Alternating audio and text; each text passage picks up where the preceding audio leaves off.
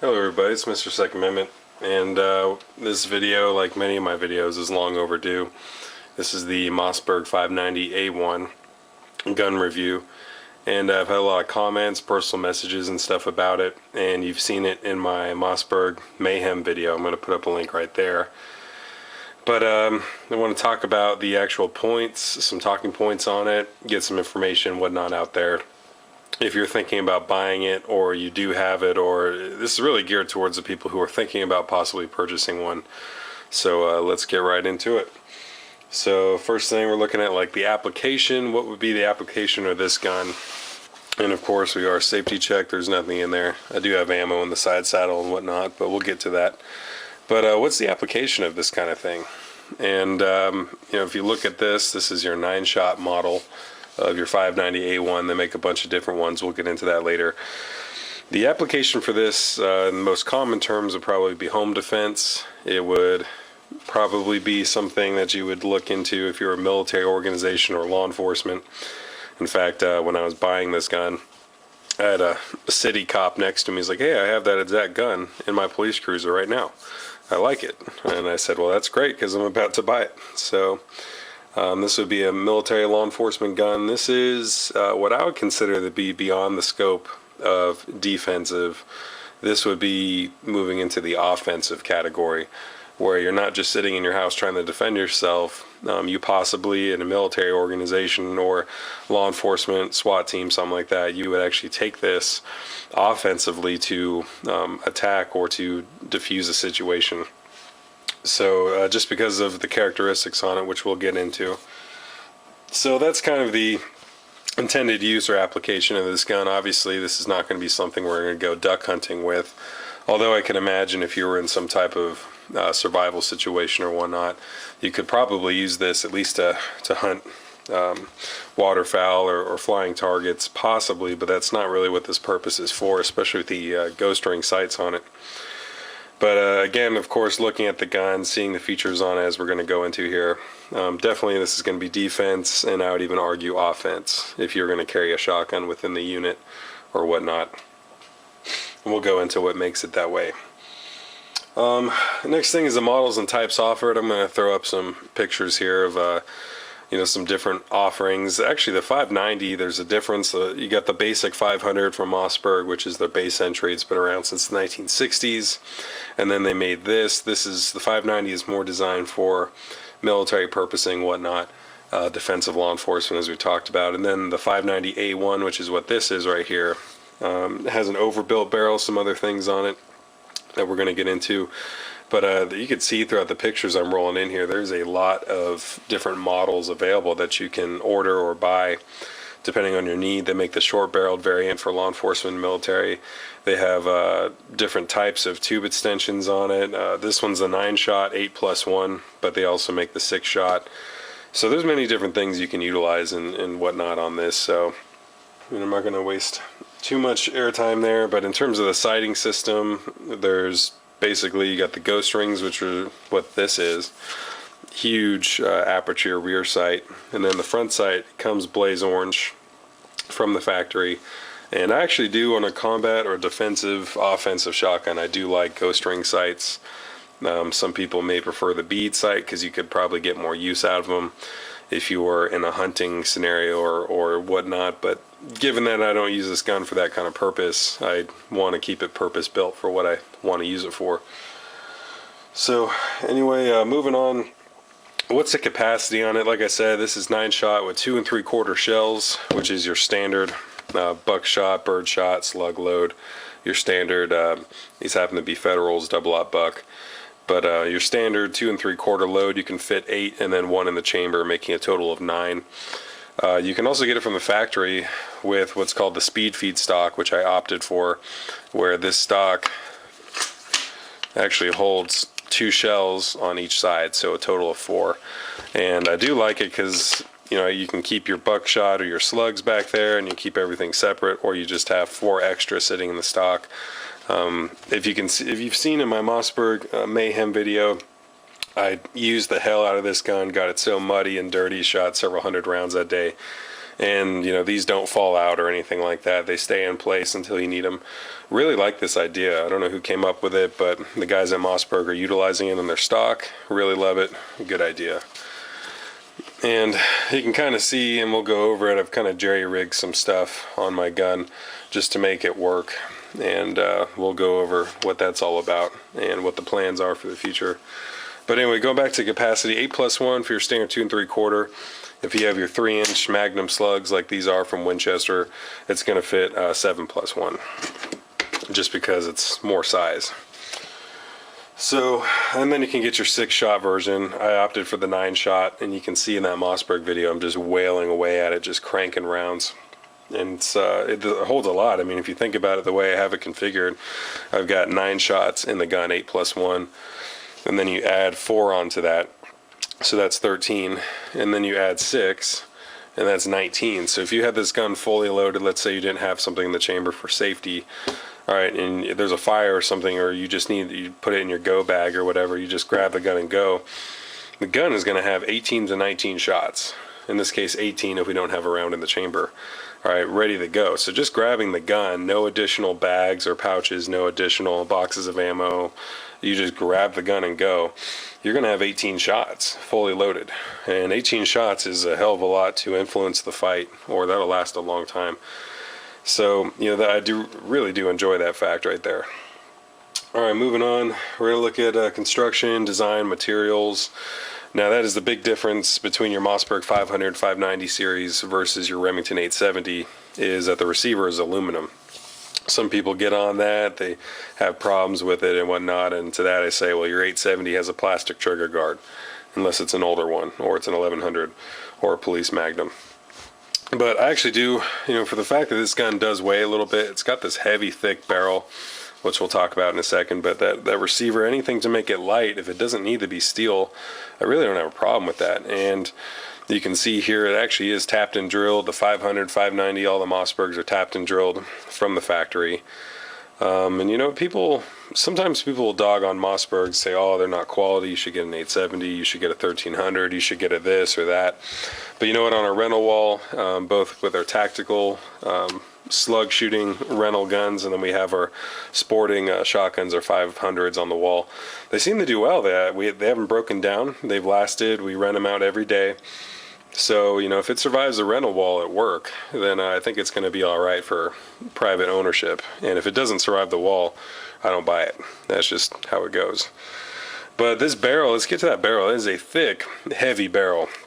Now, I forgot the name of it, but the military did a shotgun test where they put many hundreds of rounds of buckshot through the guns, and basically, supposedly the Mossberg was the only one that survived that didn't have any breakages or stoppages. But, you know, the military testing, you can't always, you know, hold military testing with a golden standard, because they're testing for certain things. They're testing in somewhat unrealistic situations sometimes. And, you know, I don't hold, that's like someone saying, oh, my AR-15 is mil-spec. Well, you know, I'd prefer it to be above that, but, you know, if you think of it, mil-spec is going to be the lowest acceptable quality that Uncle Sam is going to buy in bulk. So, you know, you can't always take military testing with, you know, you can't always regard that as the golden standard. But what I will say is, with the military testing, it has done extremely well, from what I understand. And part of that is, I guess, the requirement was the double extractors. I'll just put up a picture if you can't see it. And it is interesting that the gun does have dual extractors, so if one breaks, it's still extracting shells. And I think that's really cool, because I've seen some 870s, after many, many years of use, sometimes an extractor will break, and then the whole system is down just because of that one little extractor, or the extractor claw wears down.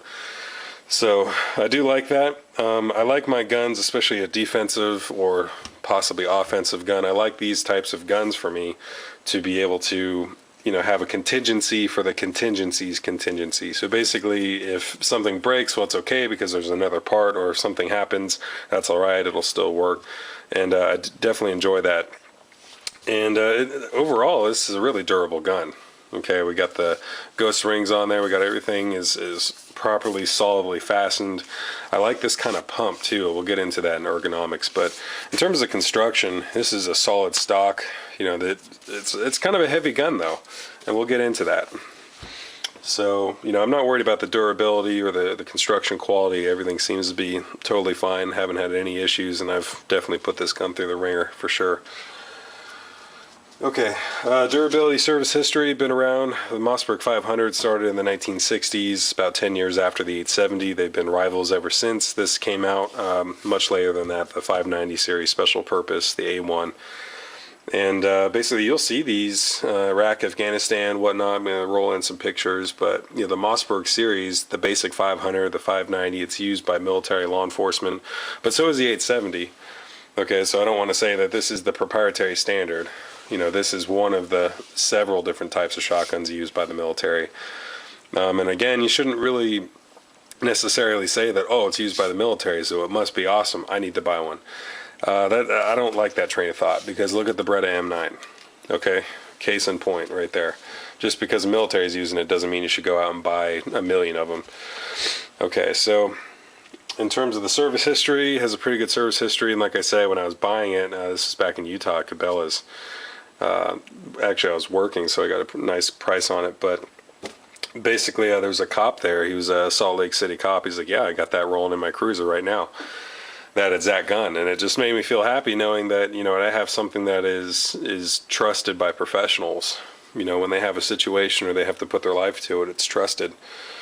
So moving on from the service history, we're looking at size and weight, and it does have the 20-inch barrel variant, so it's a little bit longer than your standard 18.5-inch defensive home defense shotgun. And it's got a little weight to it. The advertised weight by Mossberg is 7.25, 7.25 pounds. But I will tell you, as soon as you start adding things like a side saddle, you start loading up your speed feed stock, you start putting a sling, and future videos I'm going to show you, I have future plans for a light and whatnot. It's going to start stacking up, and you can easily, it's not hard at all, it's very easy to all of a sudden make this a 10-pound gun. And it is heavy. I mean, this barrel too is part of the problem, part of the reason why this gun is so heavy. But then again, of course, your average rule of thumb is the heavier the gun, the less the recoil, generally speaking. So, if you look in that Mossberg Mayhem video, you'll see me, like I was saying, I'm slinging like all 9 shots, just dumping all 9 shots.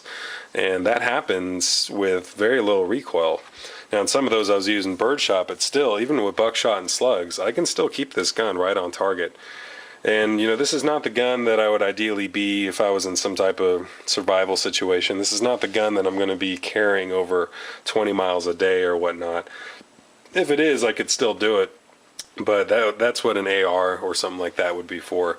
This is the kind of thing you'd have in the car, in the truck, in the house. So being mobile with this gun is not, in one of the primary applications or intended uses of this gun. Although it can be possible, it is possible. But, carrying this all day, every day, that's not going to be the intended usual philosophy of use for this gun. So, I'm not worried about the weight as much. And even if I had to carry it all day, it's still doable. Would you rather have a steel receiver at 870 with all the goodies on it, or an aluminum frame with a heavy barrel with all the goodies on it? I mean, it's just kind of, to me, it's kind of you're giving up one thing, but then you're taking up another. So, but in terms of the size, it's about the same. Now that kind of, we're going to move into ergonomics later, but as you can see, I have opted to keep the Mossberg butt stock instead of going for the adjustable stock and the pistol grip, and we're going to talk about why I think that is absolutely critical for the Mossberg 500, 590 series of shotguns. I do not even understand why people use adjustable stocks or pistol grips for this type of gun.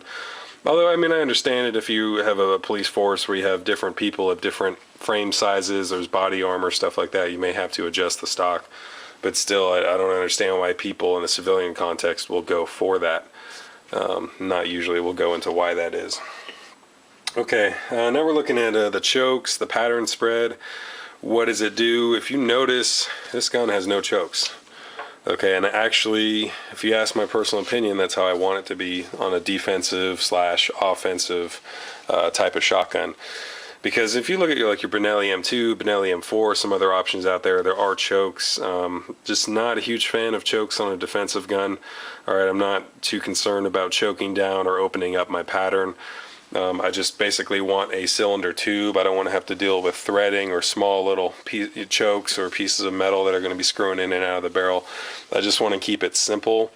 And honestly, if it's 10 yards, 15 yards or less, which is going to be your average, hopefully intended engagement distance with this kind of gun, all right, I don't care about chokes. Really, they're not going to do anything for me. Unless maybe I need one shotgun that could possibly be used for hunting, then I'd possibly look into a bead sight with chokes. But even then, you know, there's other guns for that purpose. So it does not have a choke. And in terms of pattern, I've noticed it's your conventional for every yard. It spreads for buckshot, for example, it spreads about an inch every yard. So about 25 yards, it's going to be about a 25 inch, about a 2-foot spread with buckshot. Which brings me to another point. You know, we got to remember the application of a shotgun. Okay, we're not going to be a precision marksman shooting this shotgun at, you know, 200 yards or something like that. Obviously, you know, a shotgun, I'm thinking 25 yards is about your longest engagement distance you're probably going to want to do with a shotgun. Anything further than that, and you know, if I'm engaging a target at maybe 50 yards with buckshot or a slug with a shotgun, especially buckshot, I'm going to make sure if it's that far away, everything past the barrel is bad guy territory. Everything. There's no friendlies past the barrel, past that point. You know, generally because and you better make sure what you're shooting at has a solid background too. Unless you're in theater or something like that, you don't care what happens. There's just bad guys. You just want to throw some slugs or buckshot their away.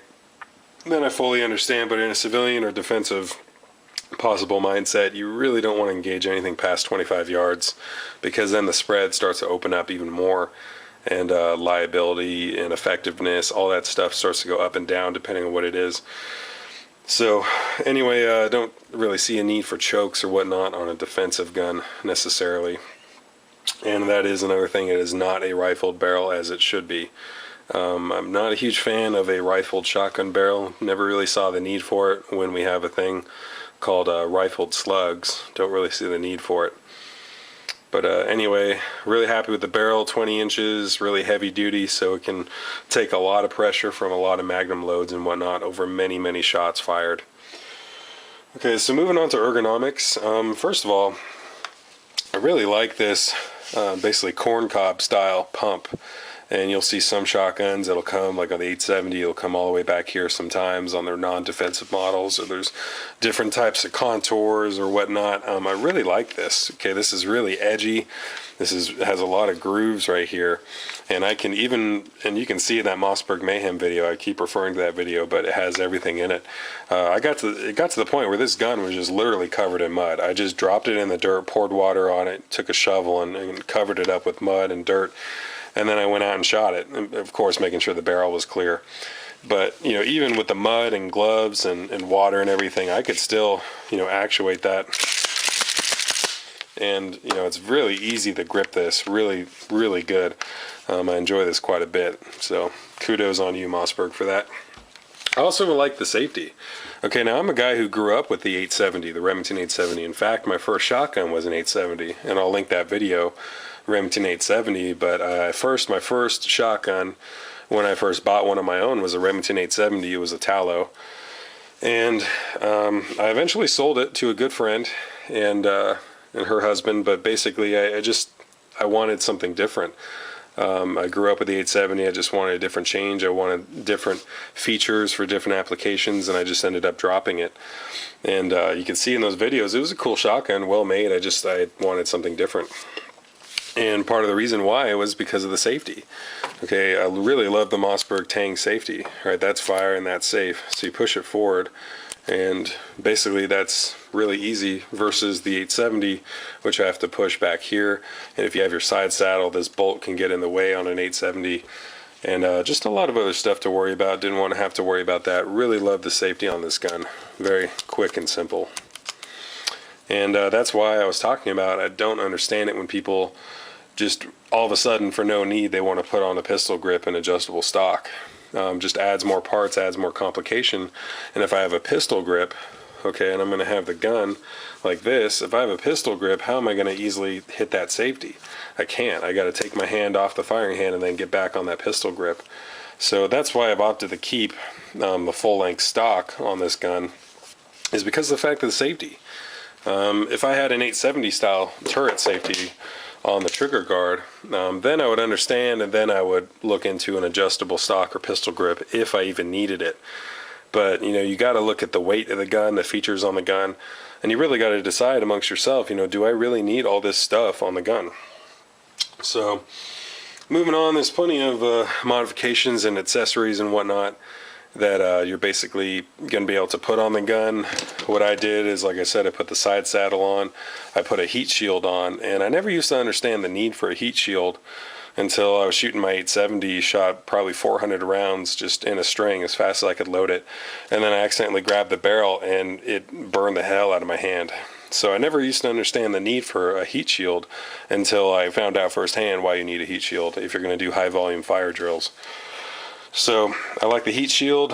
Doesn't add, it's about 4 ounces, doesn't add a whole lot of weight. I mean, if the gun is going to be this heavy already, then what is 4 ounces at that point? Doesn't change the balance, doesn't mess with it like everyone says. And put on, of course, the side saddle from ATI. Seems to be really good constructions, working well for me.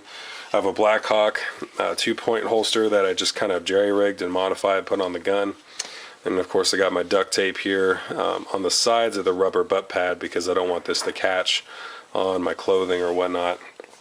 And then I have this jerry-rigged front 4-end sling with 550 cord. This is not ideal for me. This is just enough to get by.